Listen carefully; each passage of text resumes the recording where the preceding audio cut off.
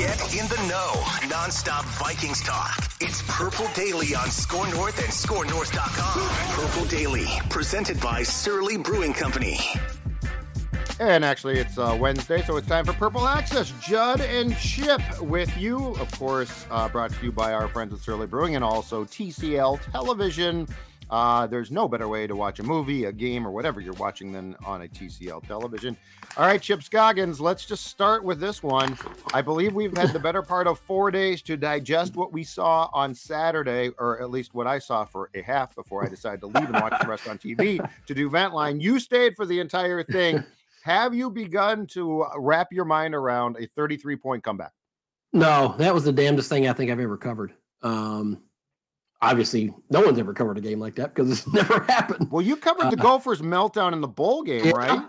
I covered the largest comeback in bowl game history, the Insight Bowl of 2006.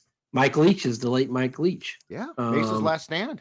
Mace's last game. We looked it up after Leach died a couple weeks ago, and it was 38-7 in the third quarter.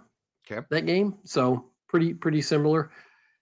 Yeah, Judd, I thought, at halftime I thought, okay, this is a lost cause because of how bad they had played. And then when they went 3 and out to start the second half, I just didn't think they'd get enough possessions to get back in it. As bad as Indy's offense is, yep. I figured a bad offense would take the air out of it and play real conservative, which they did. I just didn't know they'd get enough possessions because he basically had to score every time he touched the ball. Mm-hmm. But they did. Yeah, and it's funny. I got home that night and, my brain was just spinning trying to think of all the things that happened there in that second half. And it was, as I tweeted out, that's why you go to ball games, because you might stumble into a stadium or a ballpark and see something you never thought you would possibly dream up seeing, whether it's dramatic or goofy or historic or whatever. Right. But talk about a tale of two halves. It was unbelievable. That first half, Judd, it was like Murphy's Law. Mm-hmm. It's like a bingo card. Name something outrageous and put it on there, and it was, block punt for a touchdown. Pick punt, six, attempted pass, a pick six. Yeah, it was. It was awful. Well, and I thought early when O'Connell was going for those 4 downs, that reeked of desperation. Like, all right, this is not going well, and I'm just going to try anything at this point because nothing else is working. So, but you know what? To me, the 2 takeaways from that, or 3 takeaways, is 1, this team continues to show that it's resilient. 2, the defense made adjustments and played pretty darn well. And 3, the quarterback is playing at a really, really, really high level. Yes. Yeah. And it was so interesting in watching Kirk because the first half he sort of went back to, Kirk and look, the 2 picks are not on him. Rager quit on one route and ran a wrong route. So, but he also was not playing well. And then for him to bounce back and have a second half, which was absolutely stupid statistically. Yeah. But I think the one thing, Chipper, that stood out to me is this, and I was trying to think of this, and I don't think I can come up with one. That is such a weird game because of this. Ordinarily, when you're as bad as the Vikings were in the first half, you're not playing for your coach. Like, you've just sort of quit. Yeah. I never felt like the Vikings had quit. They were just that damn bad, and consequently came back and played that well. No, it was and I don't even know if it was an effort thing. It was just literally Murphy's Law. Like, think of everything that could go wrong, and it did. The block punt clearly was a missed assignment. Somebody did something wrong there to let the guy, a Fadi, come up the middle. The pick six guy runs the wrong route. They had some bust when they're a long kickoff return that set up another score. Yeah. So it was just like literally, I didn't understand a 4th and 1 having your punter throw a pass. That would make no sense. But no, it was just like it just felt like one of those days where you wake up on the wrong side of the bed and everything goes wrong for you. Whatever walk of life you have, that's what they were having. So to their credit, they got to halftime and steadied themselves. And it sounds like the veterans took control of the locker room. And Patrick Peterson scored 5 touchdowns. All we need is 5 touchdowns. We can do that. No, you can't. Well, actually, I loved Cousins' answer. He's like, I wasn't sure if he was being sarcastic or what. Yes, because O'Connell's like, I'll never forget it. He said this, and I was like, and Kirk's like, yeah, I had no clue what he's talking about. I thought he was being sarcastic. But it's funny. It was their second possession. And remember, I can't remember if it was Dalvin or Madison got thrown for a 5-yard loss on like a pitch or whatever. And number 54, I can't pronounce his name, stood over him and got the taunting penalty. And so instead of 2nd and 15 from like their 20, I think it was, they had it 1st and 10 from the 35 or whatever. And I was sitting next to Mark Craig, my colleague, and I was like, highlight that play, because if they come back in this, then that's going to be the thing that opened the door. And because odds are they're probably, if it's 2nd 15 or they just had a 3 and out, they're probably going to punt. Two possessions into the second half, you haven't done anything. I feel like you're probably going to round that. But they came down and scored a touchdown on that drive with that second life, and then it just started, the avalanche just started coming down the hill. And that was the damnedest thing, because like it started to roll, and at first I thought, well, here come the Kirk stats. It's going to be typical old school Cousins, fourth quarter. All these stats, and they're going to fall short. And, statistically, his box score is going to look damn good. But very much in step with how the 2022 season has gone, Chip, what was interesting is he brought them back, and they came back. And like that highlights the difference to me between previous Kirk and this Kirk, which is the stats actually paid off. Yeah, it's funny.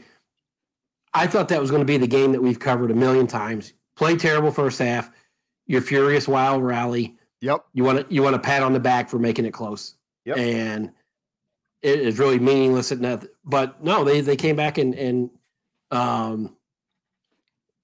Kirk was just the throws that he made, and with moving parts and Jefferson in and out, and having to rely on different receiver and KJ Osborne, that felt like he's had moments where you felt like, okay, his is his coming out party, but every time you listen to Cousins talk about him, there's something about KJ that he has a special connection with. He personally, professionally, all that, you could tell he just really, really likes KJ Osborne. And so I think that was big for KJ, and because we've kind of been waiting, right, for him to be, I don't know if surpass Thielen as the number 2, but have kind of a bigger role. Yeah, exactly. Now, they had to basically throw it every down to get in it, so that helped. So but the Dalvin screen was a great, a great screen play. worked. A screen, hallelujah. Worked. And my colleague Mark Craig had a great piece today about Ezra Cleveland running down the field right next to him. But so I gotta imagine just the confidence that Cousins has right now, Judd, in any situation like that one. You could tell the Frank Reich text message to him meant a lot. The way the plays he made at Buffalo, the plays he made there, really all these fourth quarter comebacks. He's just reinvented his image or his reputation in terms of the narrative, right? Yes.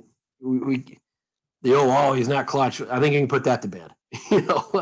Now he needs to have the success in the playoffs, and that's kind of the next step. But in terms of being clutch in the fourth quarter, we can, people have the people that don't believe that are just not seeing it. So the division is clinched now. They've got 3 games left before the playoffs. They just came off an absolutely wacky, crazy game. What is your feeling and confidence in this team now? Because, the coaching staff had to go back and watch that first half, and it was brutal. Yeah. The second half is this inspirational. There is no question this team is resilient as hell. That's not going to be questioned. But as the playoffs approach, what is your confidence that they can get on a run there? Yeah, I don't know, Judd, because there's part of me that says they fell behind 33-0 to a terrible team. Yeah, that's part of the equation too. I do think they need to keep their foot on the gas to try to get that number 2 seed, because I think as many games as they can play at home is imperative. Yep. Hey, all my dogs are upset. Is that mine or yours? No, it's mine. It's Stella's upset, and her friends here. Ryder's upset. Mailman or something. I don't know. Keep it down. I'll get your neutral source after you two, okay? I'm talking to my friend Chip here. That's not going to help one bit, but mine's been going crazy today too. Snow, they love the snow. Yeah, I know. Yeah. So I think playing at home obviously is a huge, being in that environment and how loud that was, and that's as loud as I've heard it, that second at the end of that game the other day. I'm curious to see that what we see defensively with the more blitzes, the more press coverage, the more man coverage, was that situational just because of the opponent they're playing, that terrible offense, or is that something that's going to carry forward? Was that Donatello getting the message from his boss saying, and the player saying, let's be more aggressive, be more aggressive, be more aggressive, so he had a more aggressive game plan? Is that something he's going to carry forward, and it's going to help them be better? I want to see that. And also, Judd, it feels like Jefferson and Cousins can pull a rabbit out of a hat. I mean, the way that Jefferson is playing right now, if he's not in the MVP discussion, the NFL is missing the boat on this. Then just change the name. Yeah, the MVP QB. Yeah, exactly. Let's just change the damn name. Yeah, because his what he's doing is MVP-esque. And so you feel like, okay, could he win a playoff game by just getting hot and, going for 200 yards receiving and a couple times? Yeah. And so with all the, issues they've had and putting teams away in the defensively, you feel like, one, you're going to have the best player on the field, most likely. And then I'm curious to see this defense. I want to see what the game plan looks like this week. Do you think it carries forward? I think it does, but I don't know. And here's where I'm concerned too. So I feel like the Dolphins game, they came back and were a bit more aggressive and played well defensively. Yeah. But I think Ed often goes back to his own, like, this system works thing. Now my guess is O'Connell told him last week, get your act together. You're going to have to blitz more. And so I hope that is now the template, the mandate for the rest of the season. But I'm a little bit concerned, and I don't look that last play. So I went back and watched. I think it's the last play that the Colts ran offensively, where the Vikings brought the house and Kendrick got him. And they didn't sack him, but they hit him. They did hit Ryan, and the ball popped up. Bynum almost picked it. That put a lot of guys in man, and like, it was a dangerous play. But for this defense, it's the only play, I think. So like, I really like that, and I believe against Detroit. So I want to say, Chipper, their average of blitzing, I think, was like going into the Detroit game like 16%, 16.5%. 16, yeah. In Detroit, I think it went up. I think they blitzed 30%, and against the Colts was 40+%. That's what you're going to need to do. And if you get burned, you get burned. But like, this passive sitting back in zones and allowing yourself to be picked apart is just, I think, intolerable. Well, that's the thing, is like, the other way was not working. And you have a better chance of this getting to the quarterback and affecting it by doing this. Now, are you going to give up an occasional big play? You might, but guess what? You're doing it already. That was already a problem. So you might as well try this. And so that's why I'm curious to see, was the, 40% because it's Matt Ryan and they didn't have Taylor after that first carry or first catch he had, and the Colts are just a terrible offense? Or was this going to reinforce what O'Connell was saying, in that, hey, see, if you blitz more, we're going to be more effective. I want to see if it carries forward. I think they were going to do it regardless. Don't you? Like, I think the opponent helped probably to get more confidence. But I think that they were, I think Ed last week was very, no pun intended here, defensive of his scheme. But I also think that he had been told privately, we're going to adjust. And so I got to think that he's been told you will continue to do this. Because there's no way that after that Detroit game, KOC just said, yeah, make some changes, Ed. I think he had to say, look, I know exactly what offenses don't like to see. We're going to have to do more of that. Yeah, and the blitzing and the bringing of pressures, I think necessary.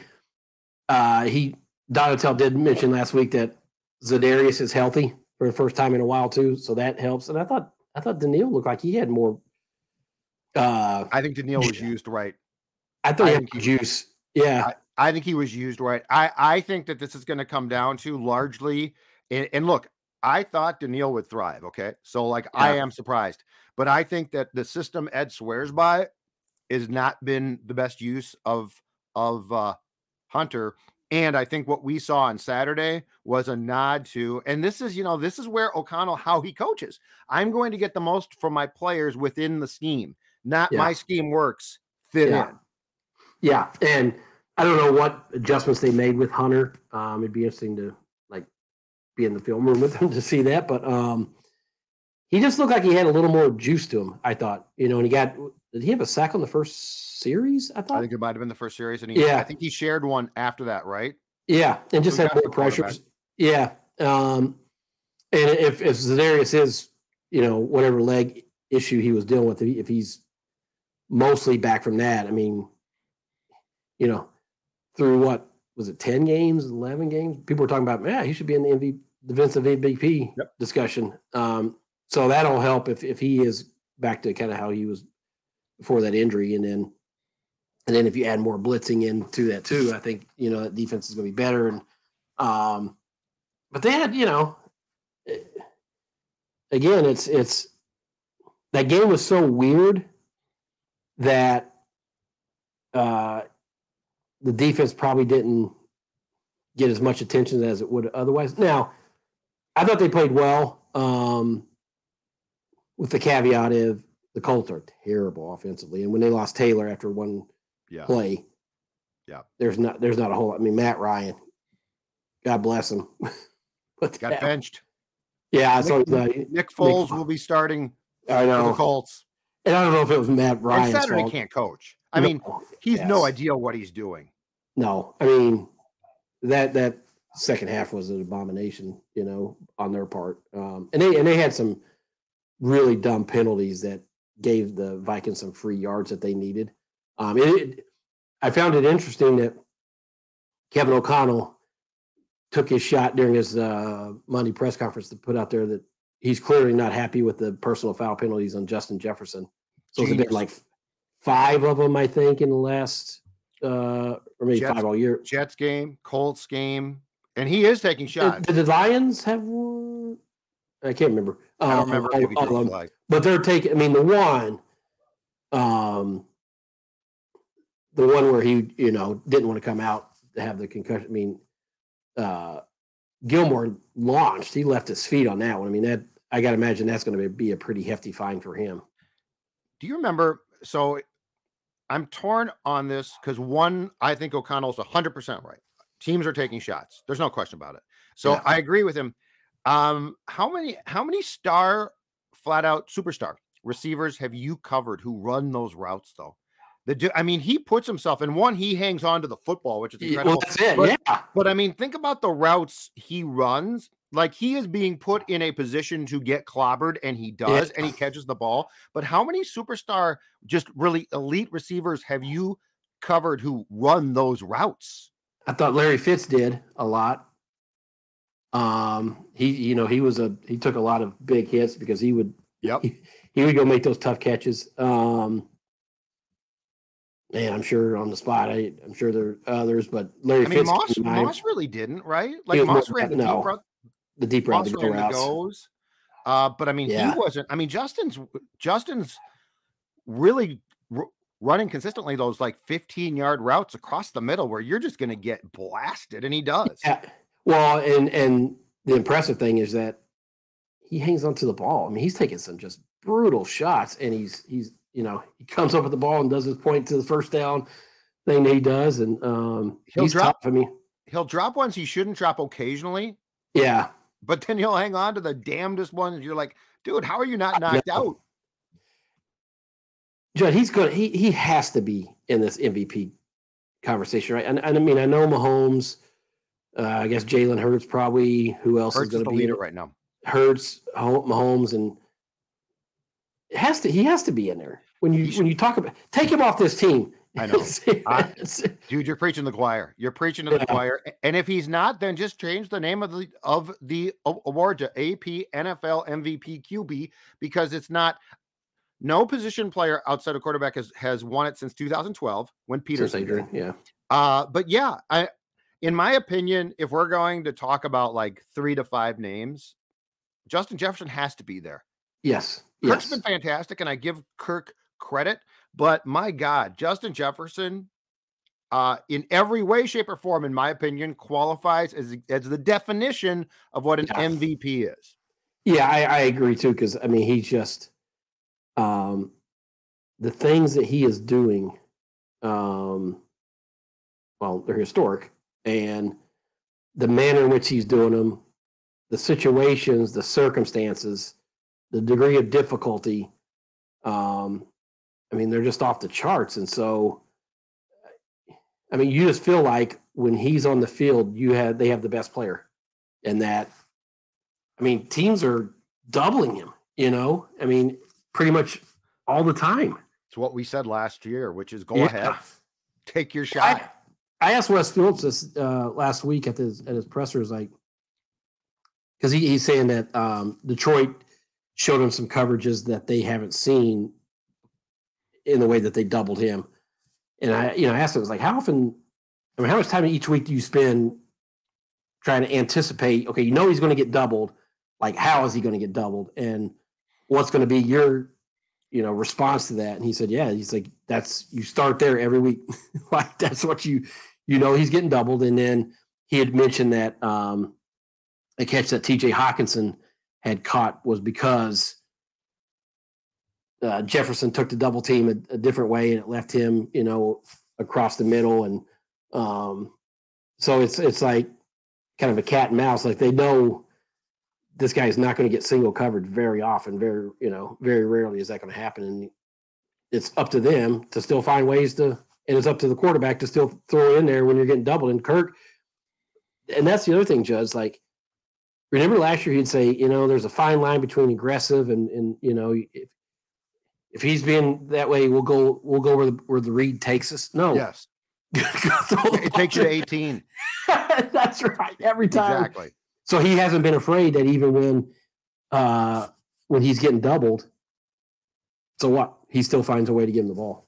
Yes. Yeah, exactly. And that's what we discussed extensively, which is one of the things that Kirk can do is he can make those throws, and Justin's going to catch it. And yes, occasionally they're going to get picked off. But that being said, the most ridiculous thing was this. Well, if they take Jefferson out of the game, he's out of the game. No, he's not. He's not good. He's not great. He exceeds those to a special superstar. Very few people have what he has. And I think O'Connell has done a very good job of basically saying, we're going to find ways here. And my overthinking this too is like, are we seeing Cousins' arm talent in a way that we haven't seen it before? Yes, because he believes that he's being told to make the throws, and he believes that he can. But but the maddening thing was, of all Kirk's faults, we always talked about his arm talent. Yeah. Like, we would see occasional throws. The Philadelphia throw, I think it was to Thielen back in 2018. There were throws, and you were like, the one thing this guy has is a God-given ability to make throws that quarterbacks, a lot of them can't make. And so, no, I think we are. But I mean, this is the very interesting discussion of what O'Connell has meant to Kirk. Yeah.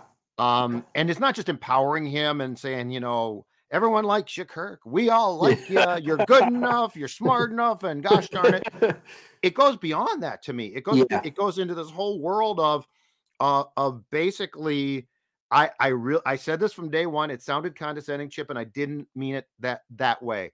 I think O'Connell said, I have the ability, both mentally and as far as a dynamic personality, that I would have been a great quarterback. I was missing one thing, the physical talent. It's sometimes I feel like Kevin has put his brain in Kirk's head and is orchestrating because Kirk's got ability. Yeah. Well, he has the physical tools that O'Connell didn't have. And it is, not just his personality we're seeing come out, but just the willingness to take chances and trust Jefferson and put passes in there that we haven't just seen him make it. And it's like you expect him to come through in these situations now, whereas like before you're like, I don't know how this is going to go. Now it's like you totally expect him. He's done it so repeatedly now that you just expect that he and Jefferson are going to make a play at some point. And it's been fun to watch. I mean, I haven't looked at the stats to see where they are in scoring now, but 8th in scoring offense now. Yeah, so they've gone from, what were they, like 14? 11. They fell to 11th in the league before the Colts game, if I'm not mistaken. And this is where they should be. They should be a top 10 scoring offense with this talent. Correct. And so I just think they're, I have to think all these games are going to help them in the playoffs at some point. It's going to pay dividends. Now, playoffs are about matchups, and you're going to be facing good teams, and so you can't spot, a playoff team 33 points. You might be able to, so we can't lose sight of that. But I think offensively, they're playing at a high level. And again, I sound like a broken record. I want to see what this defense does this week against Giants, and if they continue to show more aggressiveness than what we saw Sunday or Saturday.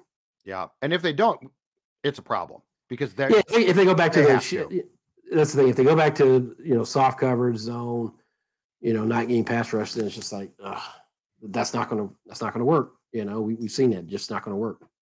And Judd, the other thing is too, special teams need to clean up. This is a couple weeks in a row now that they've been a deficit.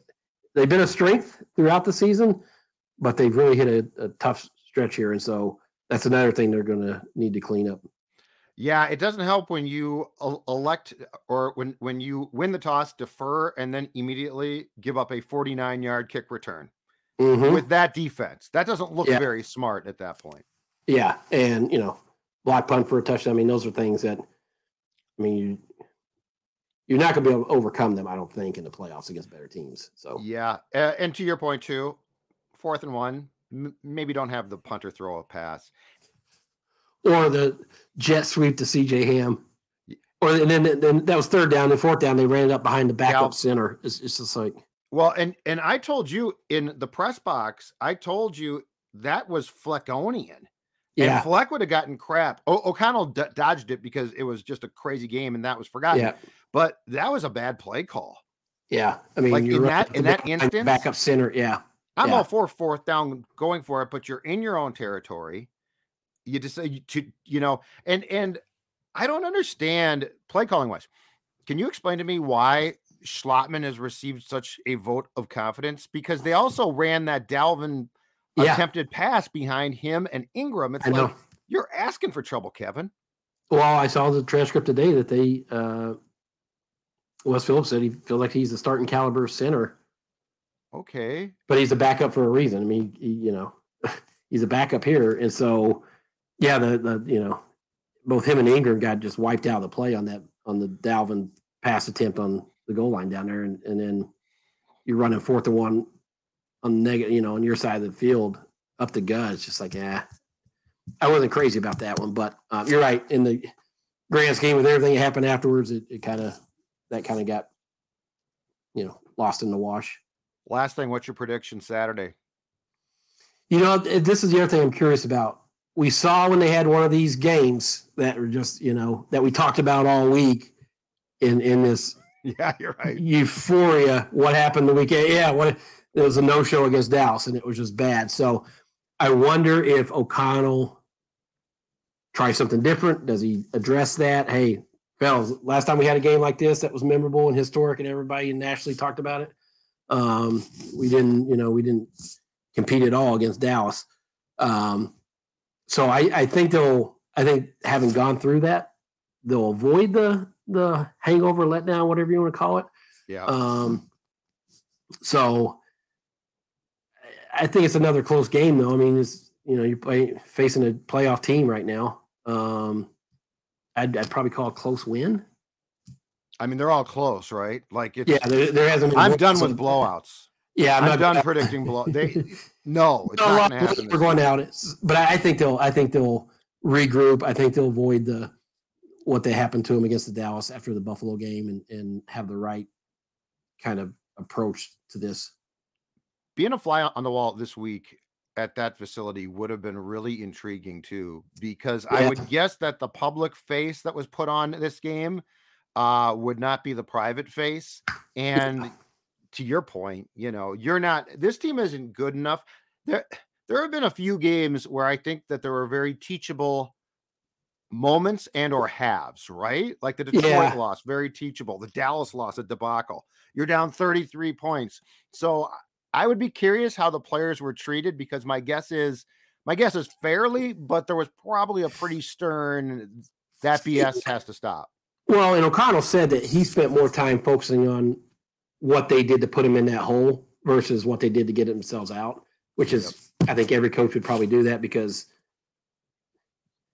that's not sustainable. Obviously, it's never happened. So that's not something you want to repeat, as great as that they probably felt about that. And yes, they deserve a lot of credit for not just packing it in. Most teams would be like, just bad day. Let's just run the ball and get on out of here and go home. That they kept fighting for. But there's a lot they have to clean up from that first half, whether it's play call, whether it's this special teams breakdown, whether it's receivers running the wrong routes that led to a pick six. I think they're going to focus more on that, and that will probably get their attention and get them back squared. Great stuff, Chipper. We will talk to you next week, man. Take care. All right, brother. Merry Christmas. See you later.